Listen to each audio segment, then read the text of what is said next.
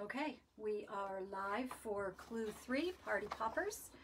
I'm Debbie Montgomery with Mystery Quilts Anonymous, and I'm going to take the phone off of Caitlin because she's videoing this one for me so I can introduce her because she is the heart and soul behind our junior page, Mystery Quilts Anonymous Junior. And there's my girl, Caitlin. Okay, on with Clue 3. Sorry. Okay. I don't know about you, but I'm having so much fun. I am so loving all of the blocks I'm seeing so far. Everything is just gorgeous. Do we have people joined? Yes, we have 7. Okay, so I'll keep going. These back here are Clue 3. We just have 2 blocks for Clue 3. Very easy because they're very similar. You can see right here, both of them have flying geese. Squares. This is a house unit. Very easy.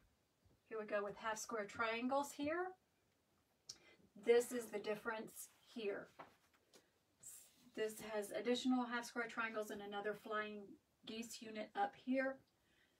So basically they're the same. You're going to do all these the same, all these the same. Even the center is the same. The rest of it is a very easy put together. I showed you how to do these in the directions with the 4 at a time method, where you cut 1 square to 4 of these squares, and you do it with that 4 at a time method where you put the 2 on. You should. I'm going to come closer to the camera. Here we are, turning it into a heart. Adding our additional 1 and adding the additional 1, cutting in half, and then you have your flying geese units once you press them. Here we are making the houses in the center, and then after that it's just a matter of placing your half square triangles, flying geese, and your extra parts that you have. Very easy one. Okay, I told you I put it together like a 9 patch. 1, 2, 3, 4, 5, 6, 7, 8, 9. So that's how I did mine. Okay, this is a bit more difficult. I built this one this way. 1, 2, 3, 4, 5, 6, 7, 8, 9. Because these don't match up perfectly. So I built this one on the vertical and I built this one on the horizontal. Okay. So that should be everything you need. For the large one, your medium square is 9.5 inches. And for the small one, the 12-inch one, this is 6.5 inches. I think these are 10.5 inch squares, maybe 10.25 inch squares for the large, 7.25 for the small. Pretty easy block again, yet very effective. After you sew this clue, I have a surprise for you, but you have to wait to see the surprise. So, Caitlin, has anybody asked any questions? Nope. Nope. Okay. Let's just give it a few more minutes for people to hop on and ask questions.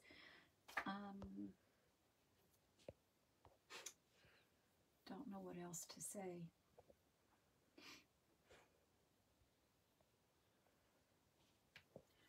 I'll show them every block we should have done so far. I'll put them all up there. 1, 2, 3 for that clue, and the 2 for the other clue. Okay, these will be clue 3 over here.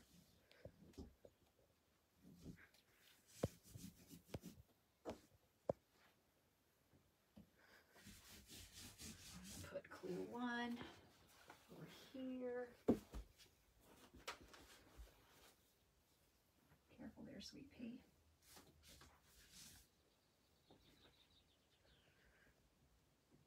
Okay, and then I'll put clue 2 in the center. There are 3 of those. Will the light fabric need more yardage after cutting clues? No, we don't need any more yardage of any color after cutting clue 3. You are done. Except if you want to do a border. I did use a little bit of light in the border. I made cornerstones in the border. I made square and a square units in the border, and I did use my light. Maybe I didn't. No, I just used my medium and my dark. So no, you're finished with your light. You should have quite a bit of dark left over because that is in your border. If you choose to do a border, I wanted you to make sure you had enough. Okay, so clue 1, clue 2, and clue 3 is on the far right. Diana came up short on dark for the last clue. She didn't have enough dark on the last clue. Yeah. Oy. Substitute maybe. Use every scrap you can. And PM me, and I'll see how I can help you that way.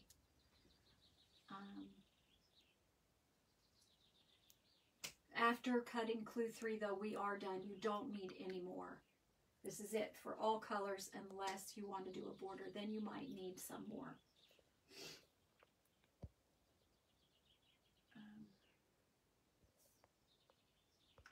Any more questions or anything? Okay. Yeah, Diana, just PM me and we'll see if we can work this out.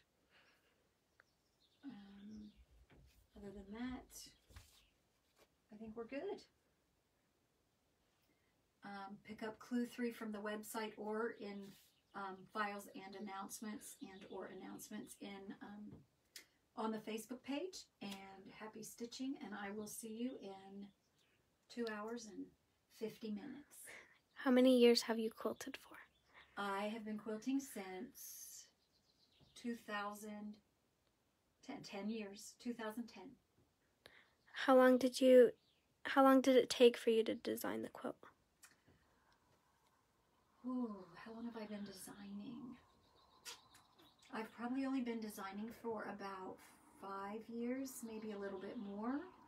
But as far as the Facebook page, when I really started designing was in 2018. So the Facebook page was started on July 4th, 2018. So that's when I started really prolifically, I guess you could say, designing at that point. And that's one of my favorite parts, is actually designing, because I love to play with color. I'm not afraid to put anything together. I'm not afraid to change colors here or there, or hues to make things look different. And I am not a member of the You Can't Do That group, where, you know, you can't put that together and that together. I will try anything and see what we get.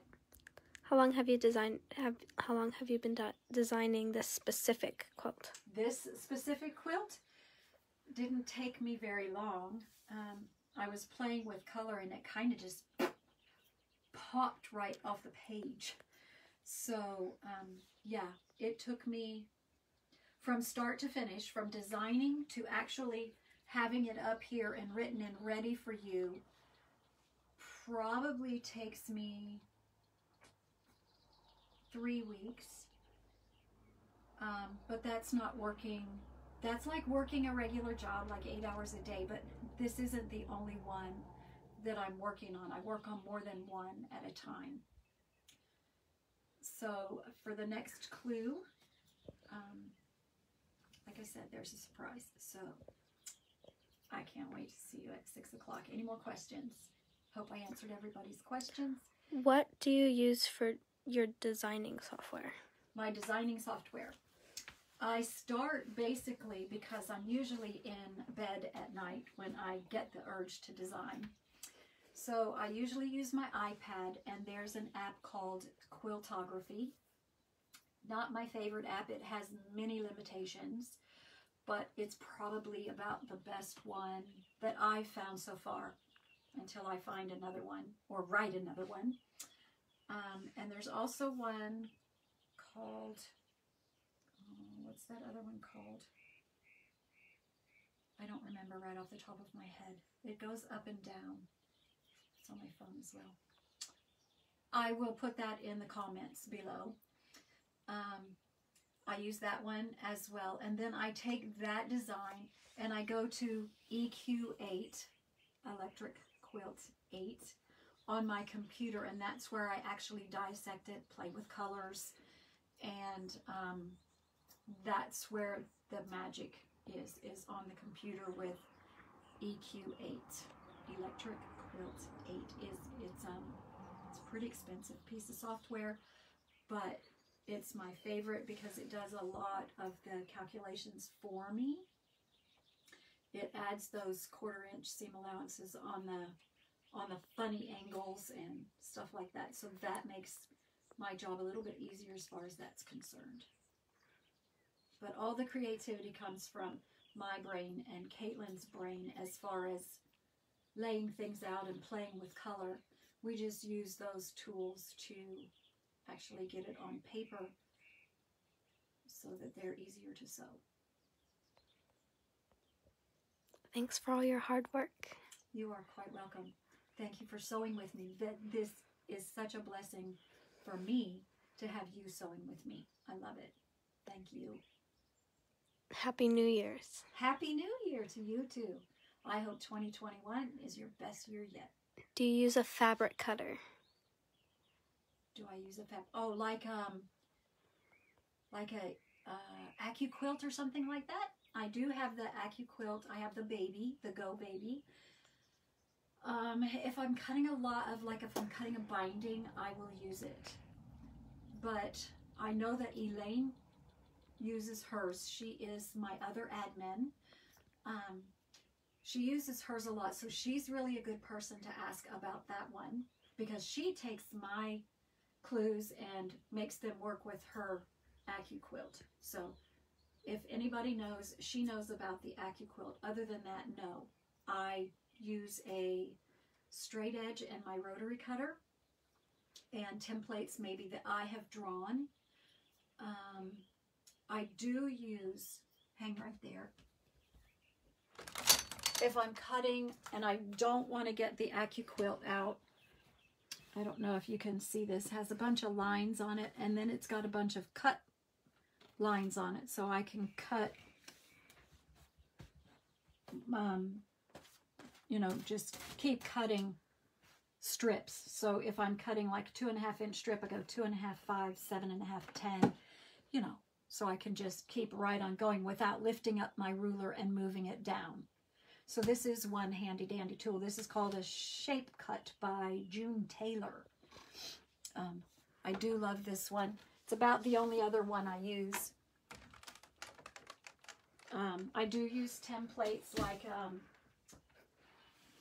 the Fons and Porter has a 1/2 and 1/4 square triangle, and Easy Quilts, I think, puts out the easy angle and the companion angle for flying geese. And I do really like the Tri-Rex. If you've been on my site for long, you know that that's my favorite star, is the Tri-Rex star, because it's the 60 degree. And that is my favorite one. So I use that a lot. Other than that, I have the Go Baby, but that's the only one that I use. She meant she didn't have enough medium. She has enough dark, but she doesn't have enough medium. She doesn't have enough medium.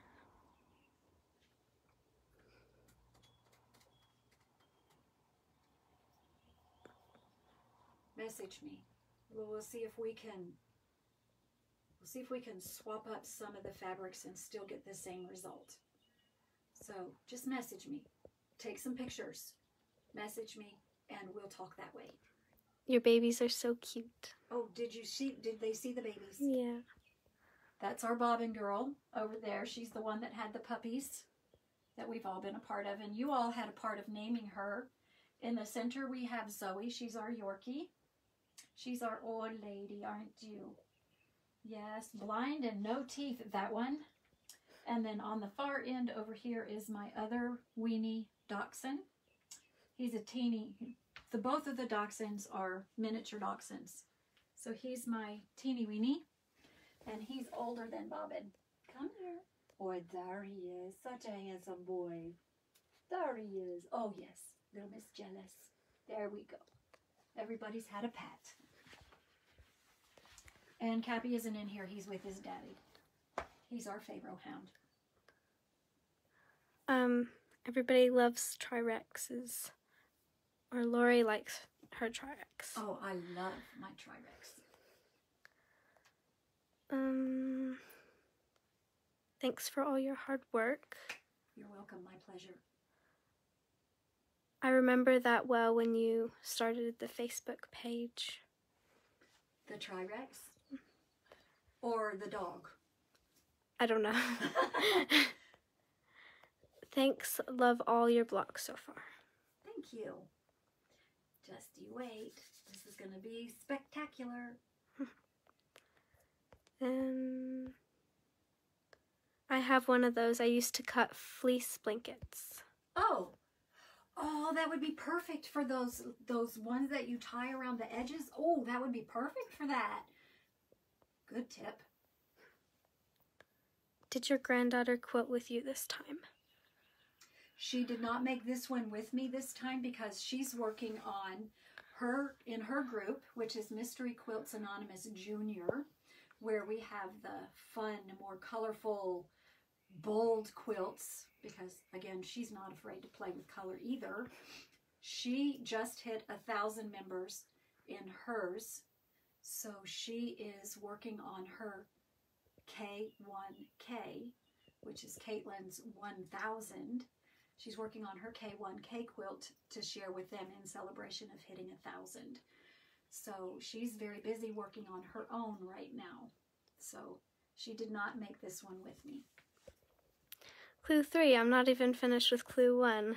I have realized I'm not fast enough for this type of event. Sad. You know what? Next year maybe we'll take 2 days to do it. I'm thinking that 1 day is just a bit too quick. So maybe New Year's Eve and New Year's Day. And I think that's what we'll do next year. I'll make a note and we'll do 2 days next year because that gives us a little bit more time between each clue. I like that idea. Okay. Does anyone have any more questions or comments? She likes that idea. I do like that idea. Of having 2 days. Yep. Yay. Yep.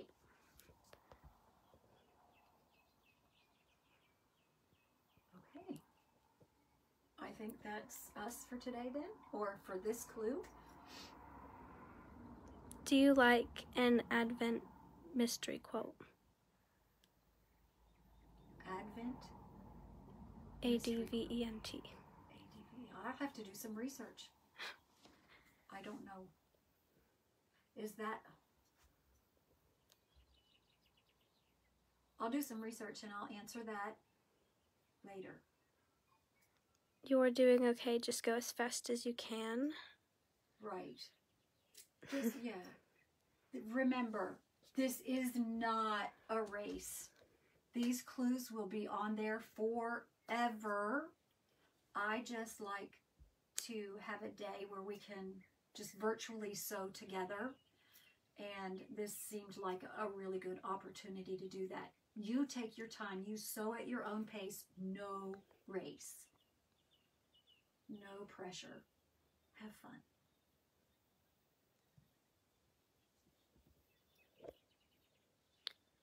I think that's it. Okay. That'll be it for now. I will see you in 2 hours and 40 minutes for Clue 4. Happy stitching, guys.